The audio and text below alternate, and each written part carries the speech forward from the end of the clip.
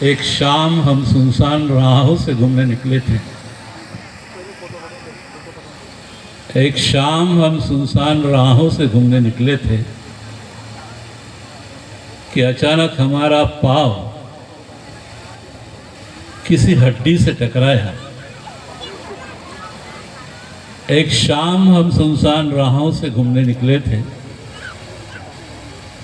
कि अचानक हमारा पाँव किसी हड्डी से टकराया। उस हड्डी से आवाज हो रही,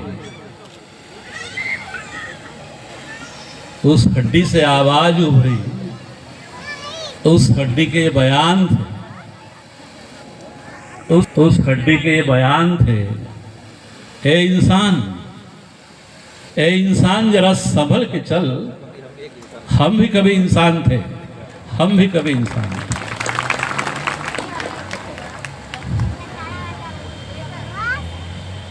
एक शायर, इस दौर में शौर्य हुनर किसके पास है? इस दौर में शौर्य हुनर किसके पास है? आंखें हैं सबके पास। इस दौर में शौर्य हुनर किसके पास है? आंखें हैं सबके पास, लेकिन नजर किसके पास है? कर देते साहित्य माणसाला चखवते, योग्य दिशाही देते। साहित्य नरकाची उपासना करायला शिकवते आणि साहित्य पुण्याचीही मनोकामना करायला प्रेरणा देते। साहित्य वाचाही देतं आणि साहित्य वाचाघातही करतं। या देशामध्ये नाही तर संपूर्ण जगामध्ये आहे। आता साहित्याच्या संदर्भात आणि कवी कोणाला म्हणावं हे सांगण्याच्या पूर्वी या ठिकाणी उपस्थित सगळ्यांचे पहिल्यांदा मी आभार मानतो। या संमेलनाचे उद्घाटक ज्यांना महाराष्ट्र रंगभूमी आणि झाडीपट्टी रंगभूमीचे दादा कोंडके म्हटलं जातं। अर्थात त्यांचा अभिनय पाहण्याची काही मला अजून संधी नाही मिळाली, पण त्यांच्या या कर्तृत्वाचा सन्मान या देशाच्या राष्ट्रपतींनी केला, याबद्दल मी त्यांचं जाहीर आभार अभिनंदन करतो।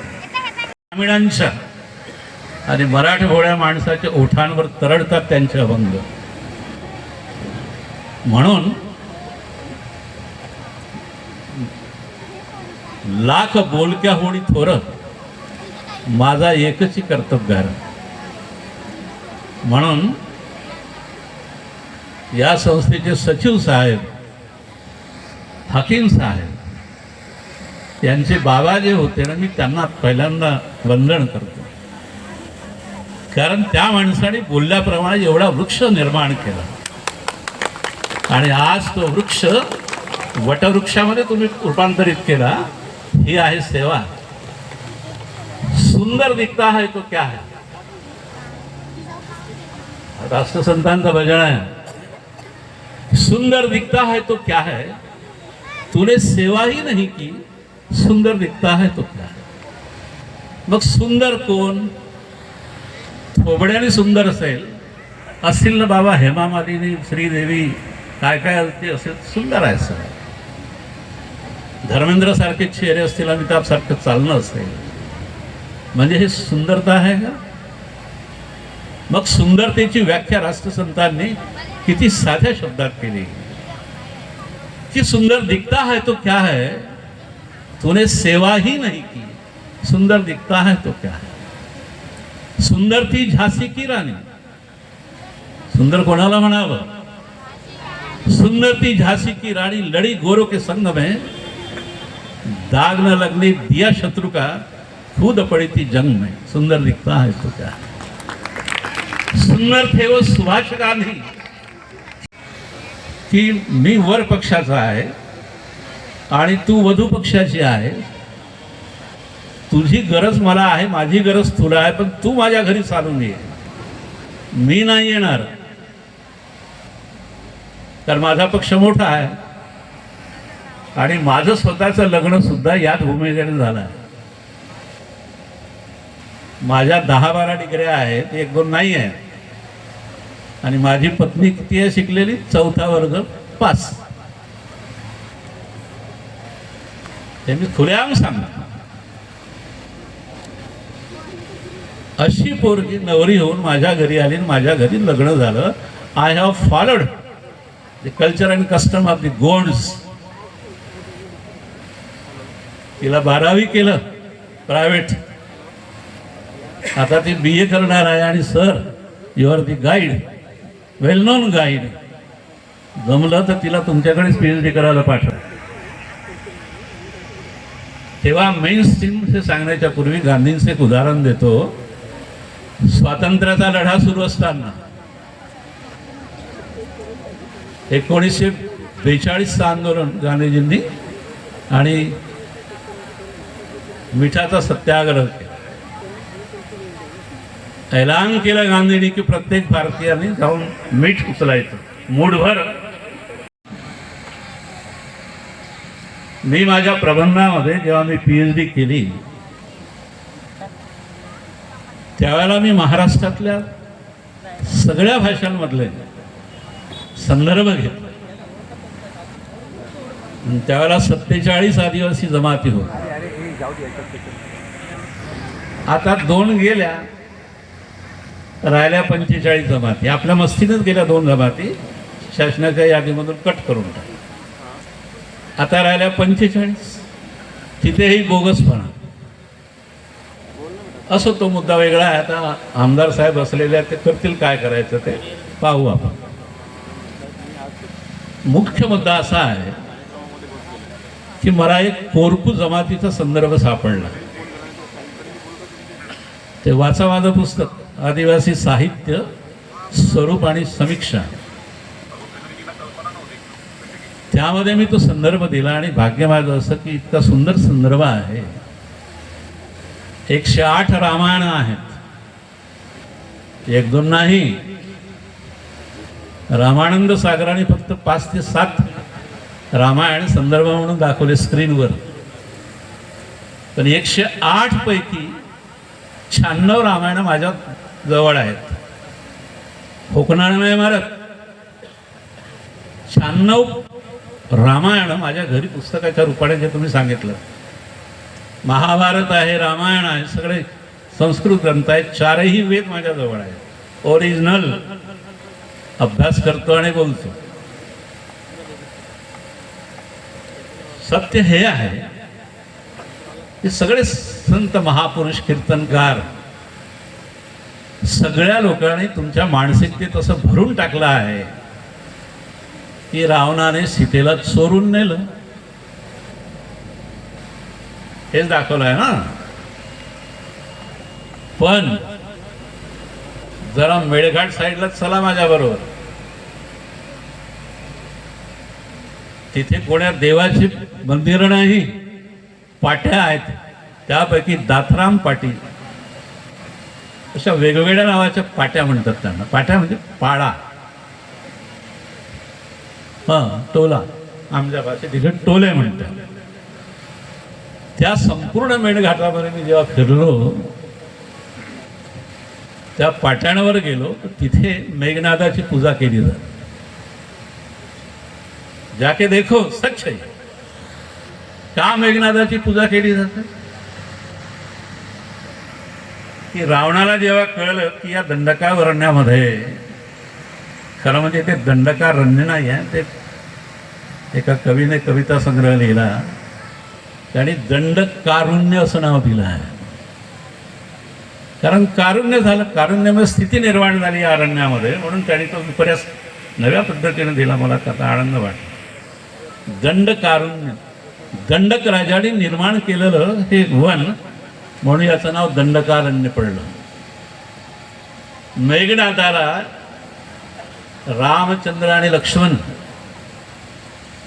यांच्यावर नजर ठेवण्यासाठी रावणाने मेघनादाला त्या प्रदेशात डेप्युट केलं. तुम्ही जाता ना डेप्युटेशनवर, तसं कि मेघनाद नजर रख, ये क्या करते बाहर के लोग आके.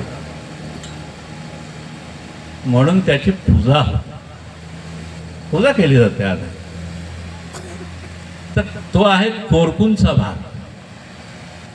कोरकू एक आदिवासी जमात आहे. जसं या गोंडवानामध्ये गोंडांची संख्या जास्त आहे, तसं त्या ठिकाणी कोरकूंची संख्या आहे.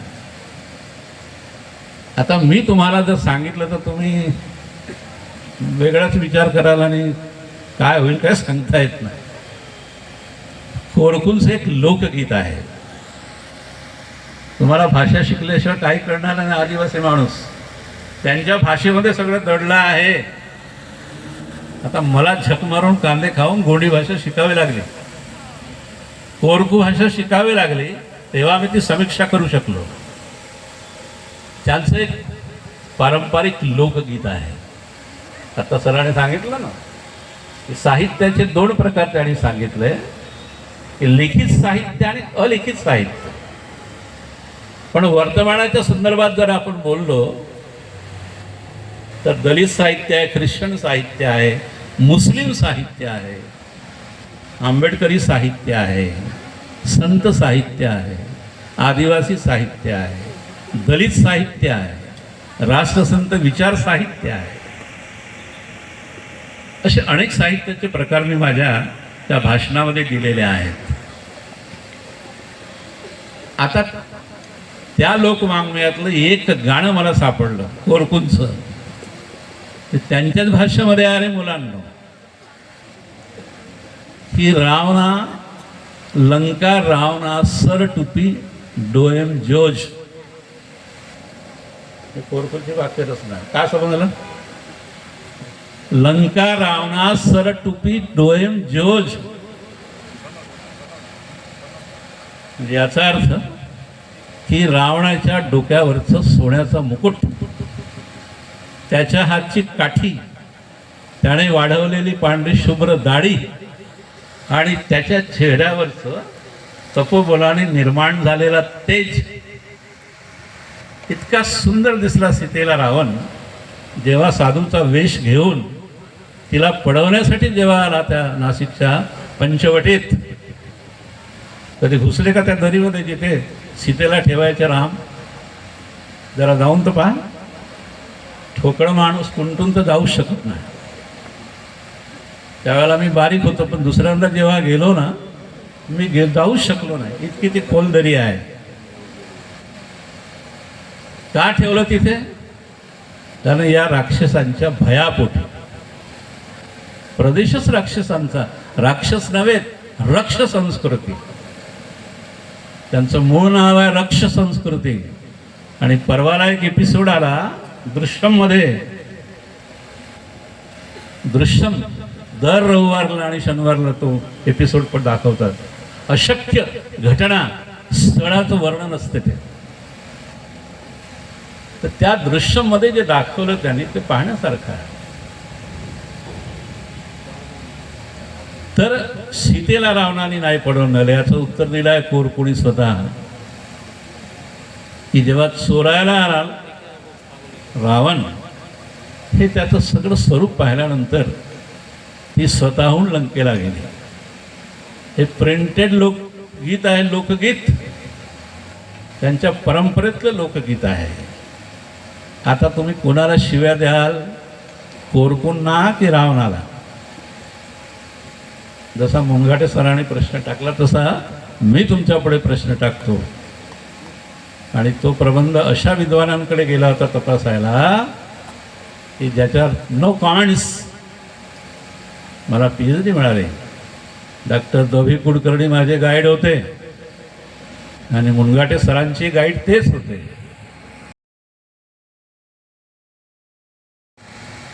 की आदिवासी साहित्य हा या भूमीचा हुंकार आहे. या भूमीमधल्या राणबंद हुंकारांची ती मीमांसा आहे. त्याचं नाव आदिवासी साहित्य. तुम्हाला हेही सांगितलं पाहिजे की गोंडांची सत्ता केवळ इथेच नव्हती, ती मध्य प्रदेशामध्ये होती. आणि राजा संग्रामशाही आणि निजामशाही हे जे 2 गोंड राजे होते दे were the well non poets. चांगले कवी होते. आम्हीच कवी आहोत ना, आम्हीच मार्ग असे मोठे कवी आहोत असं मानण्याचं काही कारण नाही. परंपरा मोठी आहे. आज राहिले का जंगलं आमची नाही, ना आमची राजधानी आमची नाही, ना आमची जंगलं राहिले, ना काही राहिलं.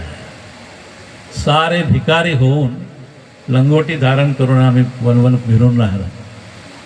तर तुम्हाला माझा एक प्रश्न आहे, तो तुम्हाला प्रश्न देतो. हा प्रश्न मी बीडच्या कॉलेजमध्ये हा ठेवला सर्वांच्या पुढे. इंटरनॅशनल कॉन्फरन्समध्ये 150वी जयंती बिरसा मुंडाची साजरी झाली आणि सेंट्रल गव्हर्नमेंटनी 7 लोकांना 7 कॉलेजेसना इंटरनॅशनल सेमिनार घेण्यासाठी फायनान्स केलं आणि 33 नॅशनल सेमिनार घेण्यासाठी फायनान्स केलं. तर त्या इंटरनॅशनल सेमिनारपैकी एक सेमिनार मागच्या 2 महिन्यापूर्वी बीडला झालं. आफ्रिकेचे 2 विद्वान तिथे आले होते आणि त्यांच्यापुढे मी हा प्रश्न केला सगळ्या सभागृहाला की ज्या माणसाची जयंती आणि पुण्यतिथी, ज्याच्या स्मरणार्थ एवढे मोठे पोस्टर्स लावले, मंचावर लावले, बाहेर लावले आणि उत्साहाने जयंती साजरी करता, काय म्हणणं होतं बिरसाचं? 3 सूत्र दिले बिरसा मुंडाने. माझं पुस्तक आहे बिरसा मुंडावर, पहिलं पुस्तक मराठीतलं. तुम्ही जे म्हणता खरं आहे. तेव्हापासून महाराष्ट्रामध्ये बिरसा रुजला, नंतर लेखन करणारे आहेतच. बिरसा मुंडाने 3 सूत्र दिले. एक जंगलराज, एक उलगुलान आणि तिसरं स्वराज. या 3 सूत्राचं नाव आहे बिरसा मुंडा. स्वराज आणि जंगलराजच्या नंतर जे त्याने उग्र आंदोलन केलं त्याचं नाव आहे उलगुलान. उलगुलानचा अर्थही तुम्हाला माहिती. आदिवासींच्या अनेक भाषा आहे. गोंडी आहे, कोरकू आहे, माडी आहे, कोलामी आहे, खासी आहे, गारवा आहे, संथाली आहे, मुंडारी आहे. अनेक बोलीभाषा आहे. आणि इथे मी बुक स्टॉलवर एक पुस्तक ठेवलं आहे जिथे महाराष्ट्रातल्या 9 भाषांमधल्या कविता, जे पुस्तक साहित्य अकादमीने काढलं जेव्हा मी मेंबर होतो. मला भालचंद्र नेमाडेंनी प्रकल्प दिला होता आणि त्या एका कवीच्या, गोंडी कवी असेल तर त्याच्या 10 कविता, माडिया कवीच्या माडिया भाषेतल्या 10 कविता विथ कन्व्हर्सेशन. मराठीमध्ये दिलेलं आहे सगळं. तिथे बुक स्टॉलवर उपलब्ध आहे ते पुस्तक. बोली भाषेतील आदिवासी कविता, इकडे गोंडी आणि इकडे मराठीमध्ये अनुवाद. हे काम मी केलं आहे. आता हा उलगुलान जो शब्द आहे हा बिरसा मुंडाने दिलेला शब्द आहे की सर्व पातळ्यांवर, मग ते शिक्षण क्षेत्र असो, धर्मक्षेत्र असो, कोणतंही जीवनाशी संबंधित क्षेत्र असो, एकाच वेळेला at a glance to make the revolt, it is Ulgulan. एका वेळेला उठाव करणं, एट ए ग्लॅन्स, त्याला मुंडारी भाषेत उलगुलान म्हणतात. इथे एक डॅन्स सादर झाला, त्याने एक प्रश्न विचारला, ते तुम्हाला आठवण करून देतो कि तुम यहाँ से भाग जाओ. तो म्हणतो पुरोगा, कारण तुम्ही आता डॅन्स मालिकाम आहे, आम्ही मालक आहोत, यू आर द आउटसाइडर्स. मग आता खरंच जर आपल्याला आदिवासींचा विकास व्हावा असं जर तुम्हाला वाटत असेल, हा बीडला विचारलेला प्रश्न मी तुम्हाला देतो आहे. खरोखर जर बिरसा मुंडाला मानत असाल तर आमचं जल, जंगल आणि जमीन जी तुमच्या ताब्यात आहे ती आम्हाला देऊन टाका ना. Question is solved. वादच कुठे आलं? तेही तुमच्याच्याने होत नाही, मग कशाला देखावे निर्माण करता? What for? उद्याला जर मला जर चान्स मिळाला ना, मोदी साहेबांच्या तोंडावर मी विचारणार आहे कि मोदी साहब जरा करके बताओ, दे दो हमारे जंगल हमें, हमारी जमीन दे दो हमें, और हमारा जल भी हमें दे दो. एकीकडे आम्हाला मालक म्हणतात, जंगलचे राजे म्हणतात. आम्ही राजा आहोत खरं? भिकारी करून सोडलं या व्यवस्थेने आम्हाला. देऊन ना काय त्याच्यात अडचण काय तुम्हाला? तुमचा उदारपणच सिद्ध होईल ना. चला बाई, या व्यवस्थेचं प्रेम आहे आमच्या, उदार आहे ही व्यवस्था. अरे उलट जे आहे ते लंगोटी तुम्ही हिसकावून घेतो म्हणून तर का त्याला नंग करता का? काय आहे का इरादा तुमचा? हा इथे पाणी मुरत आहे आणि त्यासाठी हा आवाज शेवटच्या माणसापर्यंत जाईल, यासाठी हे संमेलन आहे. इंसानियत समझता है, इंसानियत समझता है कि बगीचा बदला है. इंसान ये समझता है कि बगीचा बदला है, पंछी ये समझते हैं कि आसमान बदल गया है. लेकिन दोस्तों, ना कि बगीचा बदला है ना आसमान बदला है, लाश वही है, सिर्फ कफन बदला है. म्हणून